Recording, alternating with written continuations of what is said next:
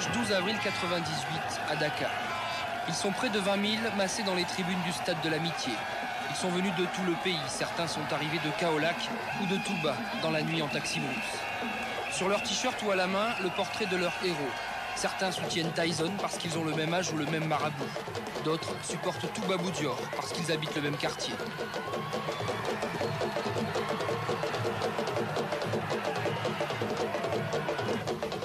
En fin de journée, après des heures et des heures de patience, les rois de l'arène arrivent enfin. Très attendu, le premier se cache derrière les vitres sombres d'un autobus. À 26 ans à peine, il est déjà une star et met en scène chacune de ses apparitions. Avec lui, Dakar devient Las Vegas. Mohamed Ndao, alias Tyson. Comme beaucoup de jeunes Sénégalais, il rêve de l'Amérique. Admirateur de Mike Tyson, il a pris le nom de son idole et défile dans la bannière étoilée.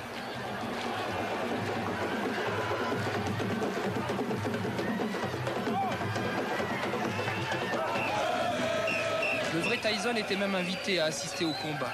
Il n'a pas pu venir, mais sa fille âgée de 12 ans à peine le représente dans la tribune d'honneur. À quelques mètres de là, parmi les anonymes, Étienne, un spectateur très attentif. Moi, je soutiens Tyson parce qu'il habite à Kaolack, près de chez moi. Nous sommes tous les deux de la province de Fatick. Je le supporte parce qu'il a battu Mohamed Ali et Tafar Gueye, qui sont de grands champions. Toubabou Dior arrive à son tour. Âgé de 43 ans, Toubabou est mécanicien. Beaucoup pensent ici qu'il perdra parce qu'il est originaire de Dakar. Or, c'est dans le sud du pays que l'on forme les meilleurs lutteurs comme Tyson ou Étienne.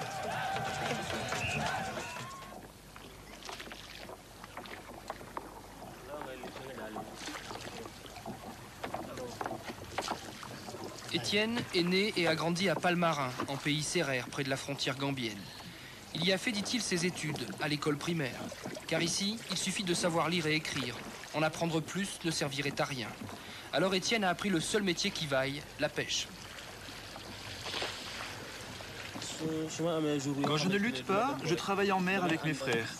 On pêche toute la matinée, on relève les filets, puis on rentre au village. Mes frères vendent le produit et on partage l'argent.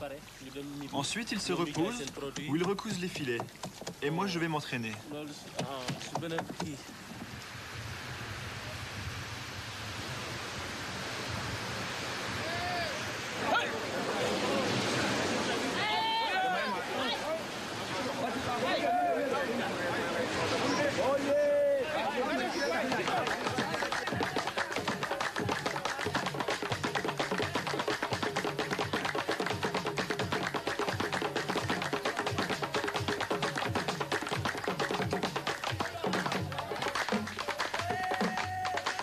Étienne est un garçon sérieux et prometteur. Chaque jour après la pêche, il s'entraîne donc dans les arènes du village.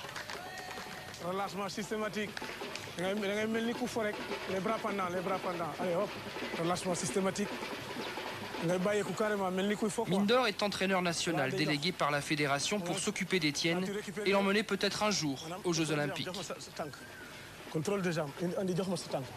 Là tout de suite, hein? Là au moins, là, j'ai fait ça. Est-ce que tu vois? Regarde. Là tout de suite, hop. La lutte remonte en Afrique depuis la Grèce antique, 776 avant Jésus-Christ. Je crois qu'à un moment donné, elle a connu son apogée. Elle était utilitaire, était là pour au moins permettre aux gens de se munir à leurs besoins de nourriture et autres, à la chasse et à la cueillette. Et les lutteurs qui étaient en principe formés s'adonnaient à ces activités. Pour défier un lion ou un éléphant, les guerriers du village ne devaient pas seulement être forts. Ils devaient surtout ne pas avoir peur. Pour cela, seul le marabout pouvait leur venir en aide. Aujourd'hui encore, il ne suffit pas d'avoir un bon entraîneur. Étienne, forcément, il a un marabout, parce que c'est comme tout bon Sénégalais. Il s'est forcé. Ça, c'est l'éducation, c'est lié même à l'éducation du lutteur sénégalais. Il commence d'abord par le marabout. Il commence à terrasser une ou deux fois, il commence maintenant à être au plafond, et parce que c'est le marabout qui fait tout pour qu'il terrasse. Et une fois qu'il perd le marabout, c'est fini. C'est la défaillance psychologique, et puis c'est fini.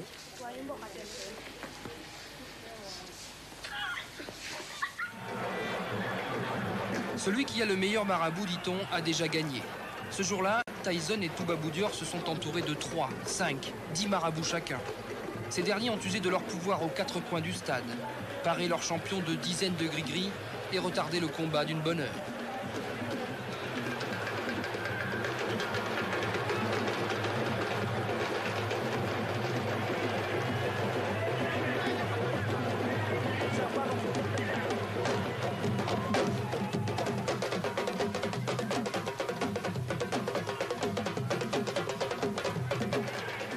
Quelques minutes avant l'assaut, Toubabou lit encore des poèmes vengeurs à la face de Tyson.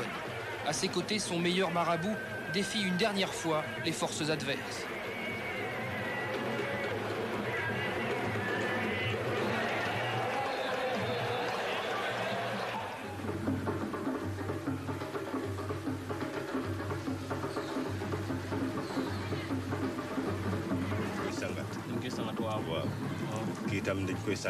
Avec cette poudre, tu devras te frotter le corps avant chaque combat.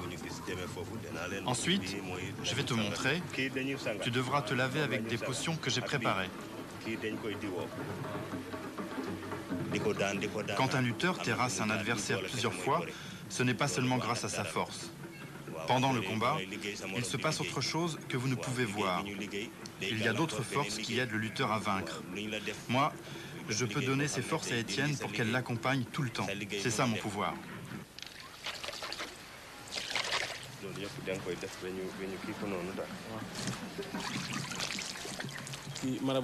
Mon marabout est très important.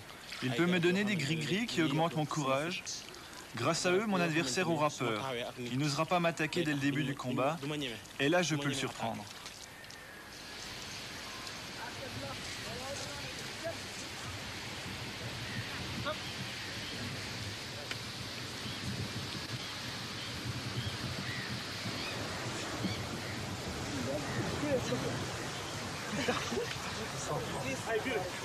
Étienne doit partir demain pour Dakar. Il y disputera le drapeau du chef de l'État, les championnats nationaux de lutte traditionnelle.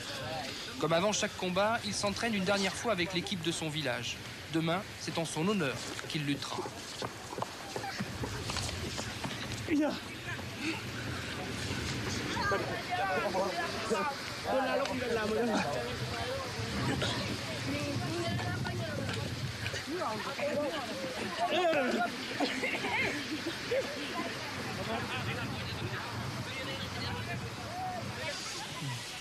Puis il rend visite à son grand-père. Comme Étienne, ce dernier était jadis le meilleur lutteur du village. Il n'est pas marabout, ni même guérisseur, mais lui aussi, c'est des choses qui peuvent conduire à la victoire.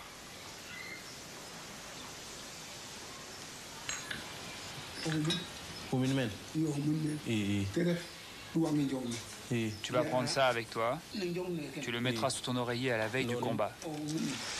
Et ça suffira, avec ça tu vas gagner.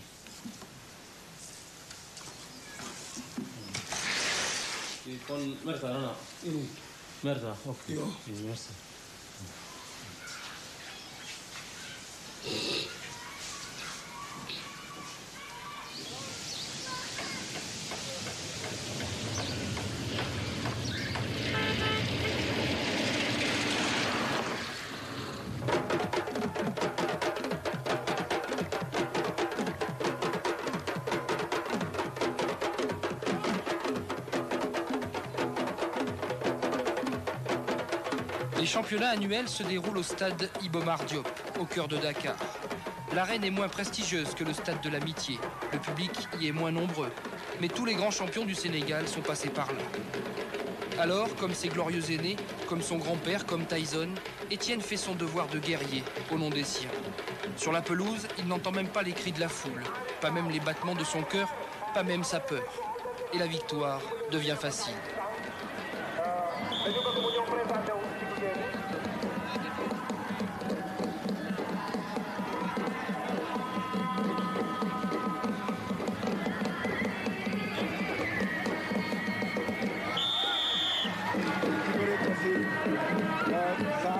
Opposé aux meilleurs lutteurs des autres provinces, Étienne remporte haut la main ses combats de la première journée. Il dit pourtant qu'il n'a aucun mérite pour terrasser, il lui suffit d'appliquer à la lettre les consignes de son marabout et d'imiter Tyson, son idole.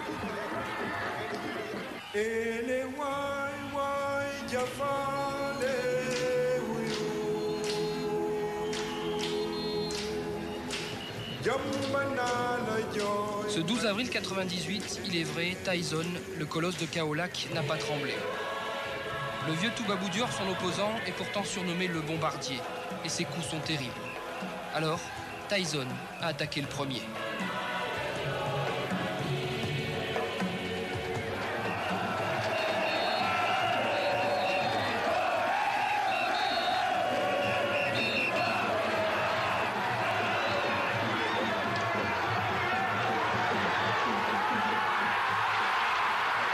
Au premier assaut, Tyson terrasse son adversaire. Il est bien le roi de l'arène. Le combat n'a duré que 2 minutes.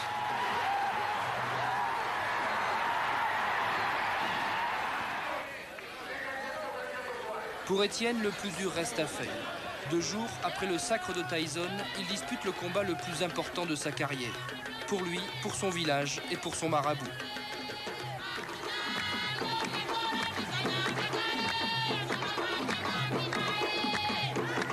Mais à l'heure de la finale, Tyson débarque par surprise dans les tribunes. Sous les yeux de son idole, Étienne ne peut vraiment pas perdre.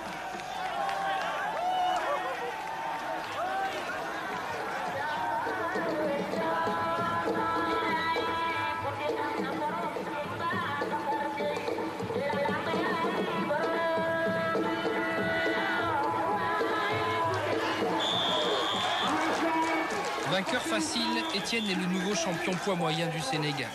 En finale, il a battu un de ses amis, originaire de Fatick, comme lui. En récompense, il emportera à Palmarin une coupe, 5 kilos de riz et un chèque de 500 000 francs CFA, soit 5 000 francs français. Ce n'est pas encore l'Amérique, mais Étienne peut déjà rêver.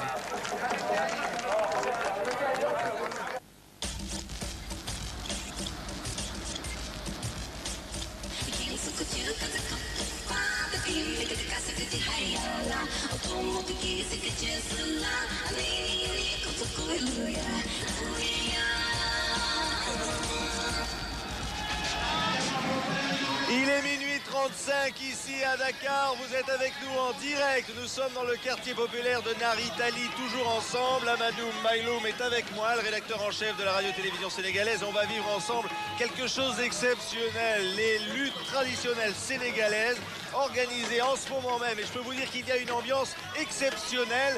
Amadou, c'est une ambiance comme ça à chaque fois? Oui, mais c'est toujours comme ça, surtout que nous sommes dans un quartier très populaire, un quartier donc qu'on appelle Nari Tali. Compte tenu du fait que Niari Tali, Niar ça veut dire 2 en Wolof, Tali autoroute, et cela veut dire que donc c'est une allée à 2 sens et qu'il y a un grand champion de lutte qui était ici, qui s'appelle Boy Bambara. Son vrai nom c'est Alun Kamara. Petit détail, on l'appelle Boy Bambara, mais enfin un boy qui est assez grand. Et donc nous allons vivre, je pense aujourd'hui, un des sports, sinon le sport traditionnel sénégalais, vraiment par disons, qui polarise le plus de spectateurs et qui tous les dimanches réunit des gens à Dakar, mais aussi dans toutes les régions du pays. C'est le sport, je pense, le plus populaire. Le football est certes populaire, mais la lutte est un jeu typiquement sénégalais. Il y a des idoles dans cette lutte sénégalaise. Hein. Mais bien sûr, parce que d'abord, c'est des gens qui partent d'abord au niveau du village, du quartier, qui émergent et qui montent vers Dakar. Et donc la lutte étant le seul sport traditionnel sénégalais, donc c'est un sport qui véhicule un certain nombre de valeurs.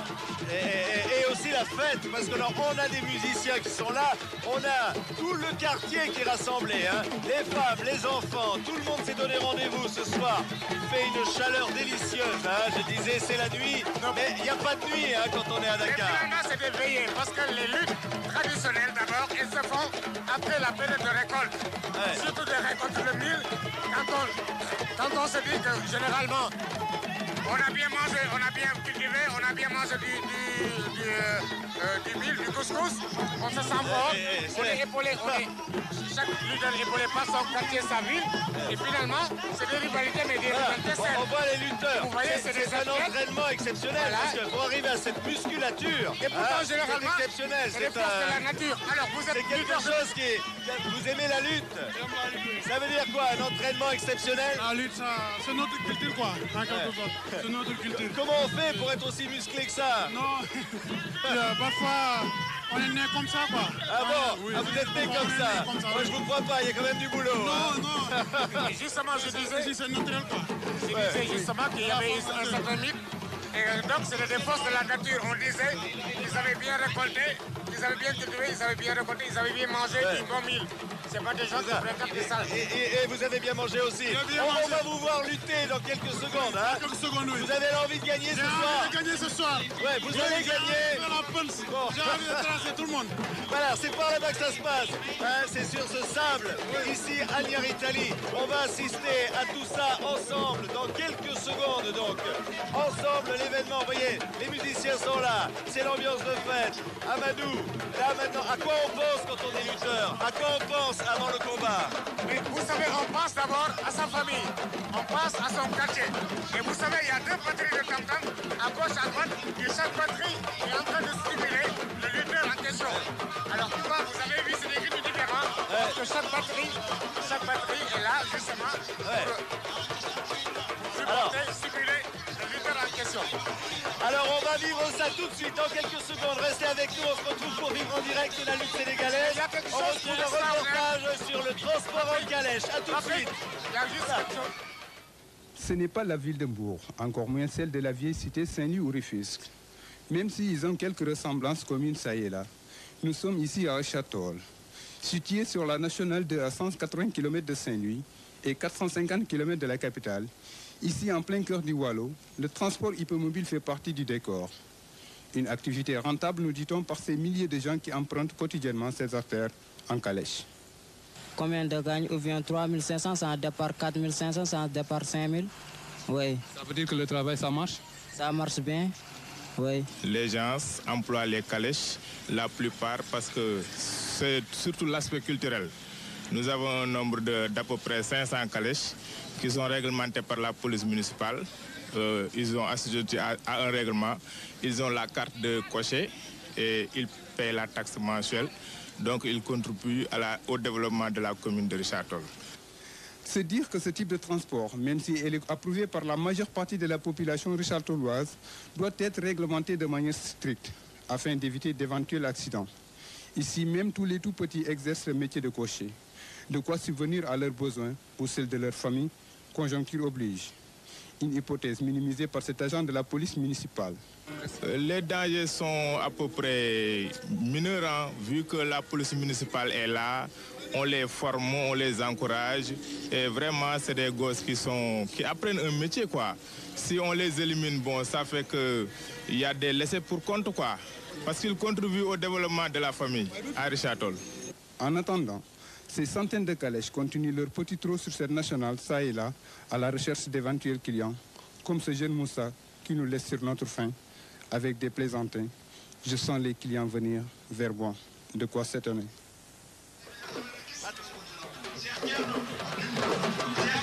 Amadou Bayloum, toujours avec nous ici à Dakar. La lutte traditionnelle va commencer. On voit les gris-gris, hein, on se les met tout autour quand on est un bon lutteur. Hein. Oui, vous savez, il y a une tradition. Il faudrait qu'on n'expose pas tout son corps. Donc, quand quelqu'un se met nu, il faut bien qu'il se protège des mauvais esprits. Donc, les gens qui viennent avec des amulettes, et souvent, ils font comme les sumotori japonais, ils jettent du sel. Ils jettent du sel en arrivant pour exorciser les mauvais esprits. Et ça, c'est dans la culture, on n'y peut rien. Et qu'est-ce qui fait un grand lutteur? C'est les vertus de courage, de solidarité. Il faut une hygiène de vie vraiment particulière. Il faut de la force, de la rise, de la technique, de la technicité et peut-être aussi de bons gris-gris. Je pense. Apparemment, voilà. Normalement, on devrait avoir un combat. On peut peut-être aller voir. On va rentrer voilà, sur ce terrain. Voilà. Voilà, lui, il est bien protégé. Je ne sais pas si je ferai un bon lutteur personnellement, mais bon, on peut toujours s'en approcher à Amadou. Hein. Voilà, c'est l'entraînement pour l'instant. Hein. Là, souvent, il y a des combats qui sont programmés. Ouais. Souvent aussi, il y a des gens qui viennent, qui sont nus, qui sont équipés et qui se lancent des défis. Tous les lutteurs qui sont là ne sont pas forcément... Voilà, exemple, je crois qu'ils vont s'affronter ici, on les voit. Mais il y en a qui s'affrontent, mais eux, ils sont de la même écurie. Par exemple, eux, je suis convaincu, compte tenu de leur comportement, vous êtes de l'écurie Sérère, c'est sûr, c'est évident à l'œil. Vous êtes de l'écurie Sérère. Voilà, vous vous appelez comment? C'est Rasta. c'est lui un lutteur qui vient parce qu'il y a deux choses. Lui, par exemple, il est à la lutte moderne, à la lutte avec frappe, et il fait de la lutte traditionnelle parce que dans son milieu serrère, il fait de la lutte traditionnelle. À Dakar, il fait de la lutte avec frappe. C'est un champion connu ici. Un grand champion que vous êtes, hein? Maintenant, il a monté de pratique. Il pratique la lutte avec frappe maintenant. Il a laissé la lutte simple. Ok, alors vous allez nous faire une belle démonstration là, hein? On est impatients, on va vous voir. Il faut aller jusqu'au bout, le premier. Alors c'est quoi le règlement, Amadou? Le premier qui pose le pied. Mais là, ici, ça dépend du règlement. Avec la lutte sans frappe, le règlement est très simple. C'est lui qui terrasse. Mais il y a des zones où il faut terrasser une fois, une deuxième fois on remet, et si le vainqueur, donc la même personne gagne les deux rounds, c'est la même personne qui est consacrée vainqueur. Si maintenant, lui, il y a deux nuls, on a recours à un troisième round. Les Ça dépend des zones. Alors ça va marcher, hein? Pardon? Si les gris-gris sont là, ça devrait marcher. Mais au moins c'est pour se protéger contre les yeux de tout le monde. Ils sont nus là, nous sommes habillés. Et c'est différent. Et je crois que les femmes les admirent beaucoup, ces lutteurs. Mais justement, c'est des beaux athlètes et justement, il y a beaucoup de conquêtes qui se font à partir d'ici. Alors, on va voir cette démonstration ici. Le public est venu en nombre et à chaque fois, c'est toujours une même fête. C'est la fête de tout le quartier, quoi. Hein? C'est le bonheur d'être ici. Ouais, là, c'est usine Niaritali. Parce qu'Abdoulaye Wade, il est né ici, c'est la maison de son père. Et nous, ça, c'est le lutte serrère. Toutes les serrères de Sénégal, parce que vous voyez que... Abdoulaye Wade, c'est le président du Sénégal. Il est dans le quartier, là, sa famille est là. Hein? Oui, sa famille est là. Même sa maison, c'est en face. Bon, vous voyez qu'ici, chez nous, on connaît la lutte africaine. Nous sommes des Africains parmi les serrères.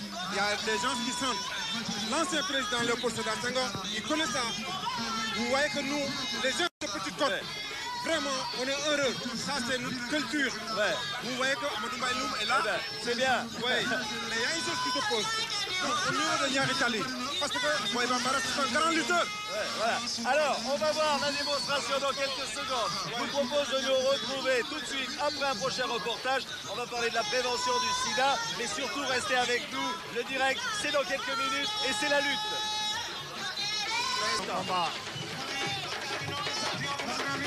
Et nous vivons en ce moment à Dakar en direct la lutte traditionnelle sénégalaise. On assiste, Amadou, à un combat. Nous vivons ça ensemble. Oui, mais ça, c'est une lutte traditionnelle sans frappe. Voilà. Il y a une lutte traditionnelle avec frappe. Et vous avez vu,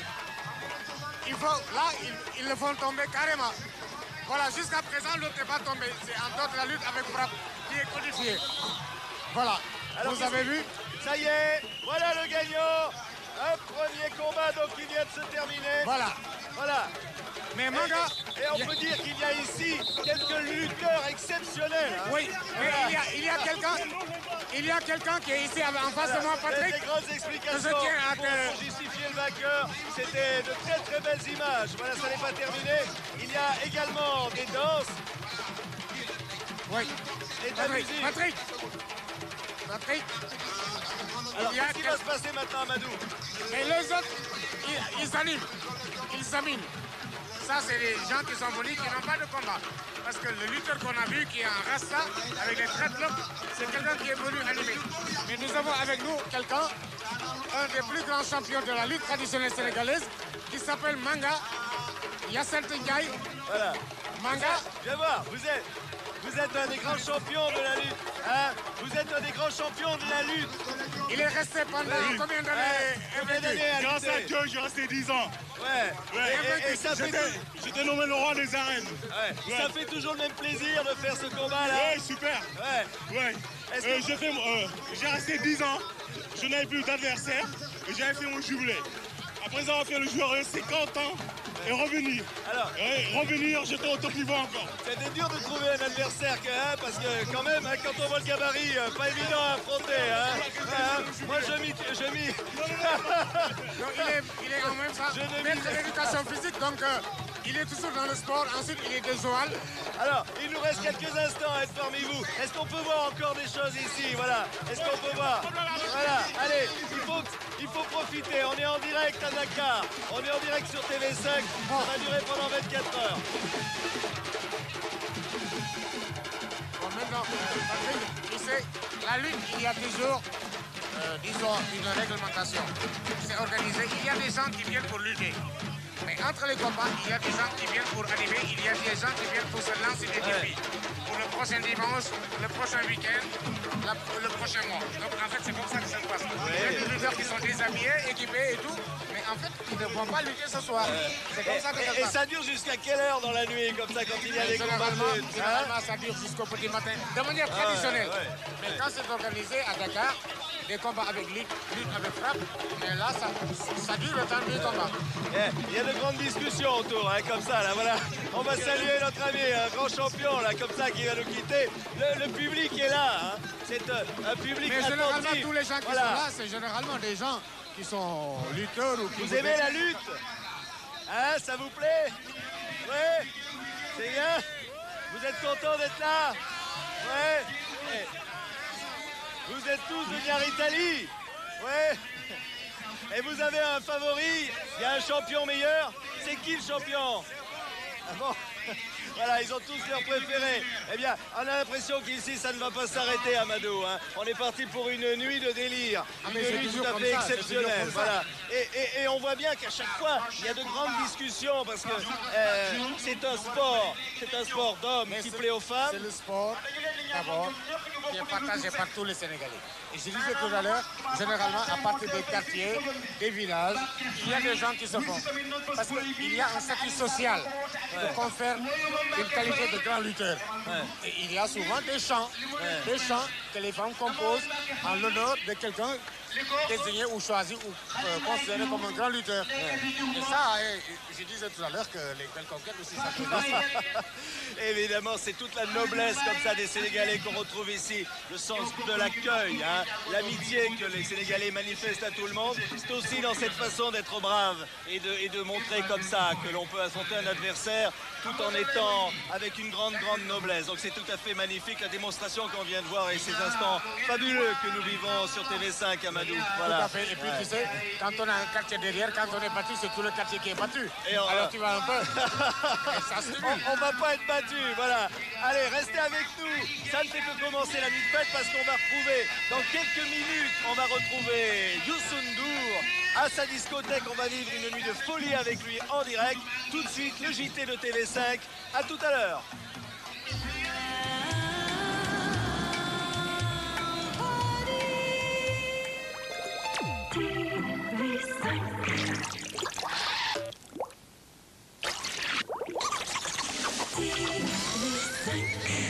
La télétentation.